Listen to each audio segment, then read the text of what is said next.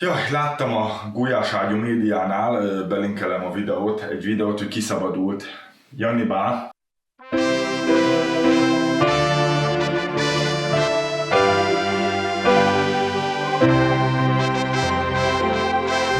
A Bicskei Gyerekotthonnak a régi vezetője. Én őt ismertem személyesen az állami gondozottságom alatt. Nem csinált velem semmit, vagy ilyenek, félreértés ne essék. Én tudom jól, hogy kiről van szó, és azt is tudom, hogy kivel és mit csinált. Igazából már nem releváns, 10 évet ült, megbűnhődött ezekért a dolgokért, lehet ezt így mondani?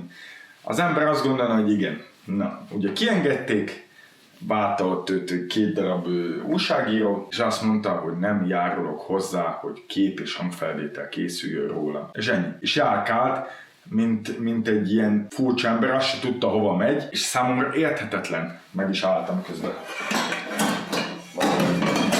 Próbálok csinálni. Számomra érthetetlen, hogy az hogy lehet. Egyrészt az, hogy nem azt mondja, hogy igen, én ezt és ezt tettem, rosszat csináltam, szeretném, hogyha nem tudom, segítséget kapnék, szeretnék kiállni, elnézést kérni, megbántam, akármi. Ez az egyik rész, hogy ezt nehezen értem meg, hogy kiengedték jó magaviselettel. De hát ő egy olyan bűnt csinált, mi arra a jó magaviselet? Az ő bűnére, mert értem, aki mondjuk bemegy azért, mert verekszik, és benne nem verekszik, azt megértem. Vagy bemegy azért, mert drogozott, nem drogozik, azt megértem. De az ilyen PDF-eknél, hogy így mondjam, meg a gyilkosoknál én nem tudom, mit jelent, hogy jó magaviselet. És persze, hívő emberként Isten ezt a bűnt is meg tudja bocsátani, és én találkoztam olyan emberrel, most például a Louise-ra gondolok, aki börtönbe ült, és utána kijött, és ő teljesen, és ő megbánta, úgymond nyilvánosan bocsánat, szóval, hogy van ennek is, nem hiszem azt el, hogy erre a bűnre nincsen megoldás. Isten mindent meg tud javítani, és hogy mondjam, az ember jobbá tud válni. Drogból ki tud jönni, ha olyat tett, persze most a gyilkosság meg a pedofilia, ez 2 olyan dolog, ami nagyon kemény. De az, hogy te kijössz, várnak téged, én arrogánsan, én nem nyilatkozom, persze le volt pukkanva a csávó, elképzelhetitek, hogy a börtönben hogyan állnak az ilyen emberekhez, én nagyon jól tudom. De sajnos azt kell mondjam, hogy azért nem azt láttam rajta, hogy igen, én megbántam, és igen, akkor én most közben nézek. Az a baj, hogy videózni meg főzni, ez is egy új, ezt kell gyakorolni. Nem az volt, hogy jaj, én megbántam, és igen, innen is üzenem mindenkinek, akivel valaha rosszat tettem, vagy olyat, ami nem volt rendben, hogy bocsásson meg, és ez a 10 év, és megtanultam, és most fogok erről, nem tudom, prevenciót tartani, vagy előadás, vagy akármi. Mert én, és ezt például sokszor mondtam a mamámnak is, hogy én nagyon szívesen mennék drogosokhoz is, mondanám, hogy ez nem jó. Érted? Én drogfüggő voltam, állami gondozott voltam, nekem az egy tök jó ilyen vezeklés lenne, most így mondom. Én mikor kellett segíteni srácoknak, akik ugyanilyen drog problémával, nekem az mindig egy vezeklés volt. Én úgy éreztem, hogy én azáltal az én bűneim bocsánatot nyernek. És ez nagyon furcsa nekem, hogy az ember nem érdekli. Érted? És persze biztos, hogy kutyának volt nézve a börtönbe. Az neki elég büntetés. Több kommentelő azért elég rosszakat kíván, én nem kívánok neki rosszat. Én tudod, mit kívánok neki? Bűnbánatot.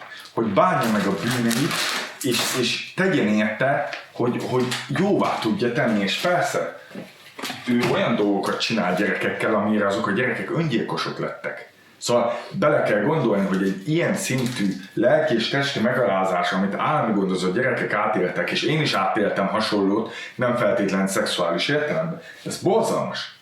Ez borzalmas. Én a mai napig nem vagyok 100%-ig rendben, agyilag meg érzelmileg azokért a dolgokért, amiket az intézetbe átélt. Családomban, feleségem, gyerekem, barátaim, egzisztencia, minden, de legesleg hátul mégis ott van az a kis defekt, és az ott is fog maradni, és én ezzel most már megbékéltem, hogy igen, vannak dolgok, amik nálam másképp működnek, másképp reagálom le. Ezeken én dolgozom, és az Úr Jézus sokat segít. Nagyon sokat segített az elmúlt 15 évben.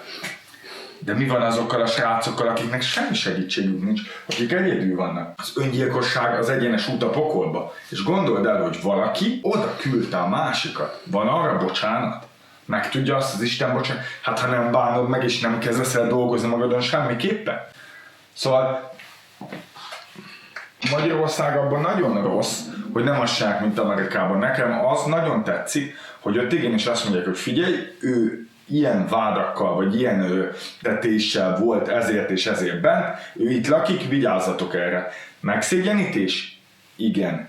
Valahol elveszi a lehetőségét annak, hogy te új életet kezdj? Igen.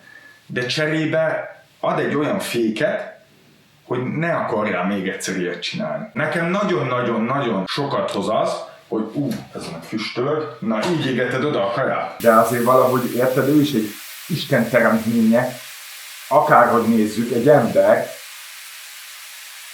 de a mai világban már nem is törekednek az ilyen emberek a jóra, és ez nagyon durva. Szóval ez az, ami nekem nagyon fönnek adtad be a videóba, hogy nem is érdekli.